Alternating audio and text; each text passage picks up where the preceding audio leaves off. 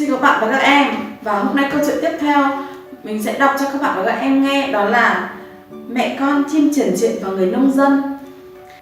Ngày xưa kia, có một con chim triển triện vừa chăm sóc cho những đứa con, vừa chăm chỉ làm việc để nuôi chúng.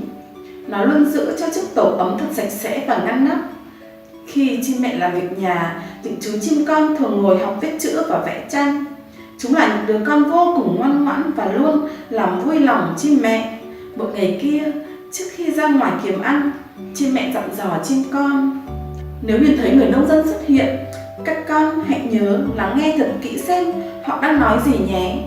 Bởi vì lúa mì đều đã chín hết rồi và chúng ta cần phải biết khi nào họ sẽ thu hoạch chúng.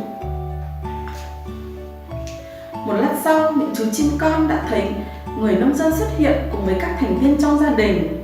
Chúng đã nghe thấy họ nói với nhau rằng đã đến lúc gặt lúa. Ngày mai người nông dân sẽ báo với những người hàng xóm trong làng để họ đến phụ giúp một tay. Khi chim mẹ quay trở về, chim con đã kể lại cho mẹ của chúng nghe những điều mà người nông dân đã nói. Thế nhưng chim mẹ lại nói rằng rồi các con sẽ thấy rằng ngày mai họ sẽ không gặt lúa đâu. Và quả đúng như vậy, sáng hôm sau không có một ai xuất hiện trên cánh đồng lúa mì cả. Chim mẹ lại tiếp tục đi kiếm ăn, và lần này chim mẹ vẫn dặn dò chim con những điều giống như lần trước. Không lâu sau đó, người nông dân cùng vợ của ông đã xuất hiện trên cánh đồng. Ông nói với vợ rằng vì họ hàng và bạn bè không có ai muốn giúp đỡ tôi thu hoạch lúa, nên ngày mai một mình tôi nhất định sẽ gặt hết tất cả chậu lúa này. Khi chim con kể lại cho chim mẹ nghe những gì chúng đã nghe thấy, chim mẹ biết chắc rằng ngày đó đã đến.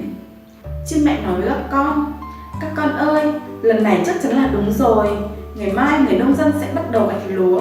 Vì vậy mà chúng ta cần phải thu dọn đồ đạc của mình ngay bây giờ thôi.